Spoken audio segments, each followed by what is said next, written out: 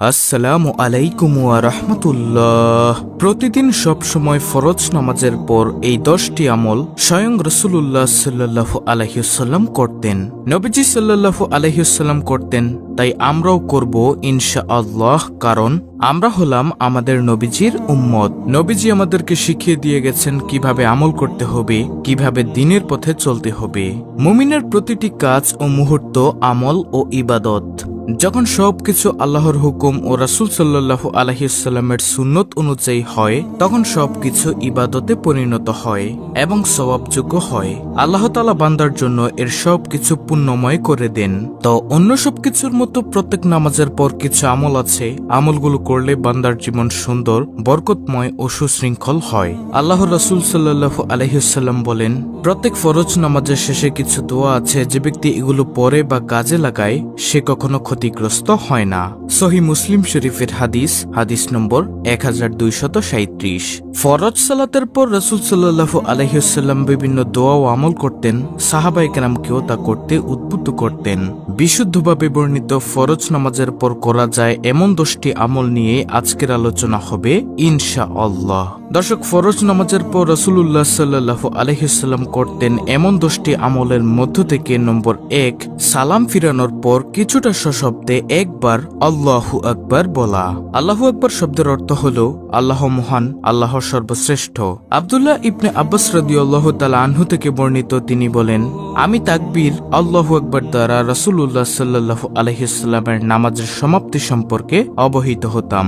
বুখারী ও মুসলিম শরীফের হাদিস।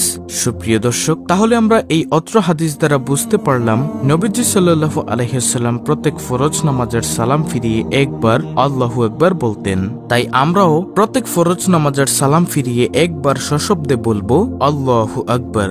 তাহলে 10টি আমলের মধ্য থেকে গেল প্রথম নম্বর আমল। তারপরে দ্বিতীয় নম্বর আমলটি হল প্রত্যেক ফরজ নামাজের পর 3 বার ইস্তেগফার অর্থাৎ আস্তাগফিরুল্লাহ পাঠ করা।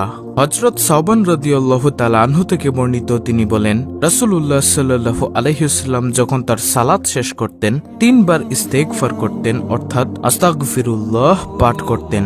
মুসলিম শরীফের হাদিস নম্বর 1362। তাহলে আমরা এই অত্র হাদিস দ্বারা বুঝতে পারলাম প্রত্যেক ফরজ নামাজের সালাম ফিরিয়ে দ্বিতীয় নম্বর আমলটি হল আস্তাগফিরুল্লাহ 3 বার পাঠ করা। তাহলে গেল দ্বিতীয় নম্বর আমল, আস্তাগফিরুল্লাহ 3 বার পাঠ করা।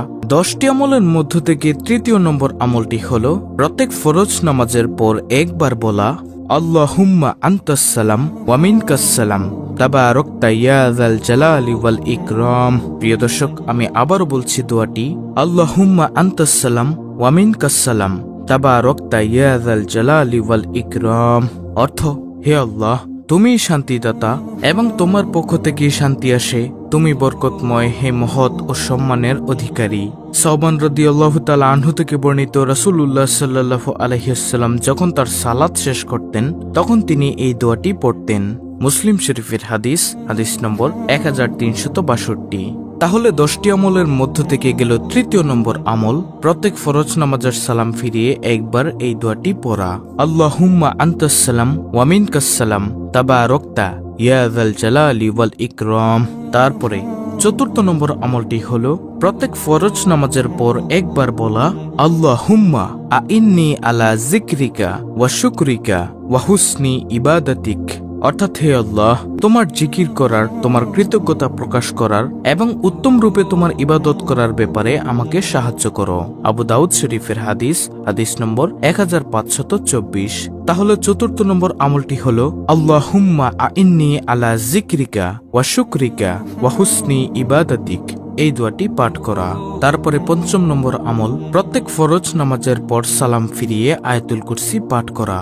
আয়াতুল কুরসি হল সূরা বাকারার 255 নং আয়াত। আবু উমামা রাদিয়াল্লাহু তাআলা আনহু থেকে বর্ণিত, রাসূলুল্লাহ সাল্লাল্লাহু আলাইহি ওয়াসাল্লাম বলেছেন, যে ব্যক্তি প্রত্যেক ফরজ নামাজের সালাম ফিরিয়ে আয়াতুল কুরসি পাঠ করবে তার জন্য জান্নাতে প্রবেশের পথে একমাত্র মৃত্যু ছাড়া আর কোনো বাধা থাকবে না। অর্থাৎ মৃত্যুর সঙ্গে সঙ্গে সে জান্নাতের আরাম আয়েশ ভোগ করতে থাকবে। ইমাম নাসাইর দিন রাত্রির আমল নম্বর 100। তাহলে গেল পঞ্চম নম্বর আমল, আয়াতুল কুরসি পাঠ করা। তারপরে ষষ্ঠ নম্বর আমলটি হল প্রত্যেক ফরজ নামাজের পরে একবার বলা লা ইলাহা ইল্লাল্লাহু ওয়াহদাহু লা শারিকা লাহু লাহুল মুলকু ওয়া লাহুল হামদু ওয়া হুয়া আলা কুল্লি শাইইন কাদির। অর্থ হলো আল্লাহ ছাড়া অন্য কোনো মাবুদ নেই, তিনি একক, তার কোনো শরিক নেই, রাজত্ব তারই এবং প্রশংসা সব তারই, তিনি সব কিছুর উপর ক্ষমতাবান। মুগিরা ইবনু শুবা রাদিয়াল্লাহু তাআলা আনহু মুয়াবিয়া রাদিয়াল্লাহু তাআলা আনহুকে লিখে পাঠান যে রাসূলুল্লাহ সাল্লাল্লাহু আলাইহি ওয়াসাল্লাম সালাত শেষে সালাম ফিরিয়ে এই দোয়াটি পাঠ করতেন। বুখারী শরীফের হাদিস, হাদিস নম্বর 844। তাহলে ষষ্ঠ নম্বর আমলে আমরা এই দোয়াটি পেলাম, উপরোক্ত দোয়াটি লা ইলাহা ইল্লাল্লাহু ওয়াহদাহু লা শারিকা লাহু লাহুল মুলকু ওয়া লাহুল হামদু ওয়া হুয়া আলা কুল্লি শাইইন কাদির। এই দোয়াটি। সপ্তম নম্বর আমলটি হচ্ছে প্রত্যেক ফরজ নামাজের পর 3 তাসবির আমল করা। নবী করিম সাল্লাল্লাহু আলাইহি ওয়াসাল্লাম বলেছেন, যে ব্যক্তি প্রত্যেক ফরজ নামাজের পর 33 বার সুবহানাল্লাহ, 33 বার আলহামদুলিল্লাহ, 33 বার আল্লাহু আকবার বলবে, তার গুনাহ সমুদ্রের ফেনা পরিমাণ হলেও তা ক্ষমা করে দেওয়া হবে। মুসলিম শরীফের হাদিস, হাদিস নম্বর 1380। তাহলে সপ্তম নম্বর আমল হলো ফরজ নামাজের পর 33 বার সুবহানাল্লাহ, 33 বার আলহামদুলিল্লাহ, 33 বার আল্লাহু আকবার বলা। তারপরে অষ্টম নম্বর আমলটি হলো প্রত্যেক ফরজ নামাজের পর রাসূল সাল্লাল্লাহু আলাইহি ওয়াসাল্লাম আল্লাহর কাছে আশ্রয় প্রার্থনা করে বলতেন এই দোয়াটি, আল্লাহুম্মা ইন্নী আউযু বিকা মিনাল জুবনি ওয়া আউযু বিকা মিন আন উরুদ্দা ইলা আরজালিল উমরি ওয়া আউযু বিকা মিন ফিতনাতিদ দুনিয়া ওয়া আউযু বিকা মিন আযাবিল কবর। অত্যন্ত গুরুত্বপূর্ণ একটি দোয়া, আপনারা শিখে নেবেন। রাসূল সাল্লাল্লাহু আলাইহি ওয়াসাল্লাম আল্লাহর কাছে আশ্রয় প্রার্থনা করে এই দোয়াটি বলতেন। এই দোয়াটির অর্থ হলো, হে আল্লাহ, আমি ভীরুতা, অতি বার্ধক্য, দুনিয়ার ফিতনা ও কবরের আযাব থেকে আপনার নিকট পানাহ চাই। বুখারী শরীফের হাদিস, হাদিস নম্বর 2667। তাহলে আমরা এই অত্র হাদিস দ্বারা বুঝতে পারলাম ফরজ নামাজের সালাম ফিরিয়ে অষ্টম নম্বর আমলটি হলো আল্লাহর কাছে একটি দোয়া প্রার্থনা করা। সেই দোয়াটি আমি আবারও বলছি, আল্লাহুম্মা ইন্নী আউযু বিকা মিনাল জুবনি ওয়া আউযু বিকা মিন আন উরুদ্দা ইলা আরজালিল উমরি ওয়া আউযু বিকা মিন ফিতনাতিদ দুনিয়া ওয়া আউযু বিকা মিন আযাবিল কবর। তারপরে নবম নম্বর আমলটি হলো ফজরের নামাজের পর 100 বার সুবহানাল্লাহ ও 100 বার লা ইলাহা ইল্লাল্লাহ বলা। রাসূল সাল্লাল্লাহু আলাইহি ওয়াসাল্লাম বলেছেন, যে ব্যক্তি ফজর নামাজের পর 100 বার সুবহানাল্লাহ ও 100 বার লা ইলাহা ইল্লাল্লাহ পড়বে, তার পেছনের সব গুনাহ মাফ করে দেওয়া হবে, যদিও তা সমুদ্রের ফেনা পরিমাণও হয়। ইমাম নাসাইর দিন রাত্রির আমল নম্বর 140। তাহলে অত্র হাদিস দ্বারা আমরা বুঝতে পারলাম প্রত্যেক ফজরের নামাজের পর 100 বার সুবহানাল্লাহ ও 100 বার লা ইলাহা ইল্লাল্লাহ পাঠ করা। তারপরে সর্বশেষ দশম নম্বর আমলটি হলো প্রত্যেক ফরজ নামাজের পর 3 বার পাঠ করা এই দোয়াটি হলো, আল্লাহুম্মা ইন্নী আউযু বিকা মিনাল কুফরি ওয়াল ফাকরি ওয়া আউযু বিকা মিন আযাবিল কবর লা ইলাহা ইল্লা আনতা।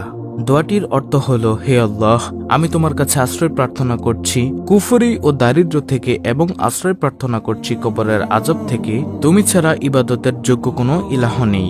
নাসাই শরীফের হাদিস, হাদিস নম্বর 1347। দর্শক, দোয়াটি আমি আবার বলছি। দোয়াটি হলো, আল্লাহুম্মা ইন্নী আউযু বিকা মিনাল কুফরি ওয়াল ফাকরি ওয়া আউযু বিকা মিন আযাবিল কবর লা ইলাহা ইল্লা আনতা। এই হলো মোট 10টি আমল যেগুলো রাসূল সাল্লাল্লাহু আলাইহি ওয়াসাল্লাম ফরজ নামাজের পর করতেন। অত্যন্ত গুরুত্বপূর্ণ একটি ভিডিওটি ভালো লাগলে অবশ্যই চ্যানেলটিকে সাবস্ক্রাইব করে পাশে থাকা বেল বাটন অল বাজিয়ে দিবেন। ভিডিওটিতে একটি লাইক দিবেন এবং কমেন্টে আমিন লিখবেন এবং অন্য মুসলিম ভাই বোনদের কাছে ভিডিওটি শেয়ার করে দিবেন, যেন তারাও দেখে শিখে আমলগুলো করতে পারে। আল্লাহ রাব্বুল আলামিন আমাদের সকলকে নবী সাল্লাল্লাহু আলাইহি ওয়াসাল্লামের সুন্নত এর উপর অবিচল থাকার তৌফিক দান করুন। আমিন।